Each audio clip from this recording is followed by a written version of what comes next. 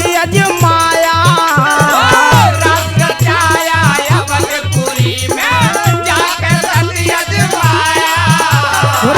राजा रानी तीनों बिक गए, लाल नाग ने खाया। राजा रानी तीनों बिक गए, लाल नाग ने खाया। भंगी के घर नौकर बन कर, भंगी के घरे नौकर बन के मुर्गन की रखवाली बाबा जी मैंने देख लई तेरी माया अजब निराली। बाबा जी मैंने देख लई तेरी माया अजब निराली है।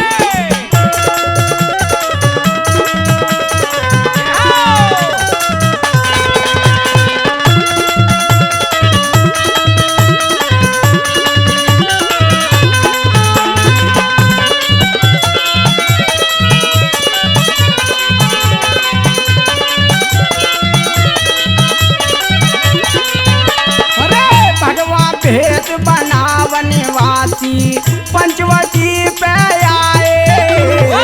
भगवान भेष बना बनवासी पंचवटी पे आए। लंका दहन कर दिया मोहन जब तीन लोग घबराए। लंका दहन कर दिया मोहन जब तीनों के घबराए। रामचंद्र से बैर कर्या, रामचंद्र से बैर करा। रावण ने मुक्ति पाली। बाबा जी मैंने देख लई तेरी माया अजब निराली। बाबा जी मैंने देख लई तेरी माया अजब निराली।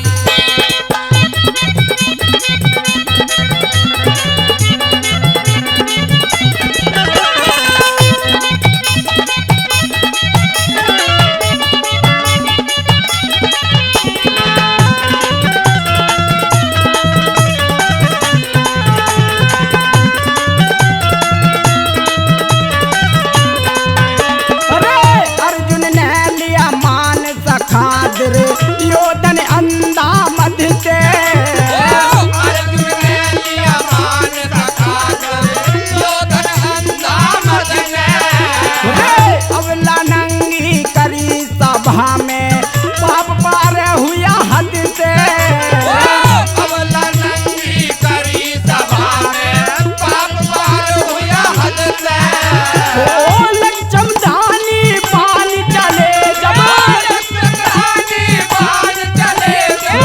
धरती तक भी हाली। बाबा जी मैंने देख लई तेरी माया अजब निराली। बाबा जी मैंने देख लई तेरी माया अजब निराली है।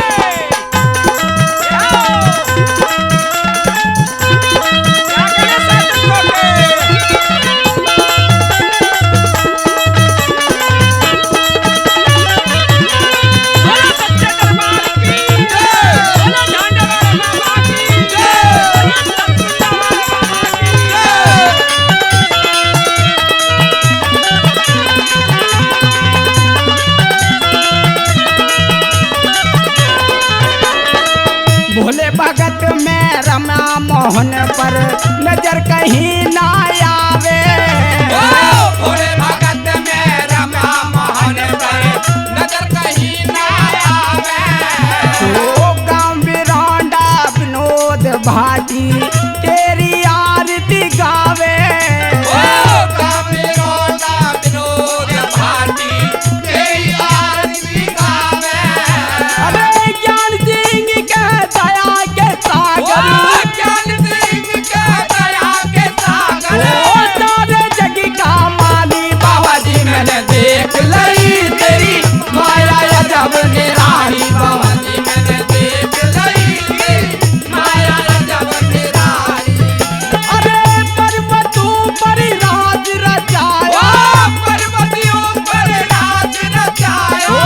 ओढ़ के कमली काली। बाबा जी मैंने देख लई तेरी माया अजब निराली। बाबा जी मैंने देख लई तेरी माया अजब निराली। बाबा जी मैंने देख लई तेरी माया अजब निराली। बाबा जी मैंने देख लई तेरी माया अजब निराली। बाबा जी मैंने देख लई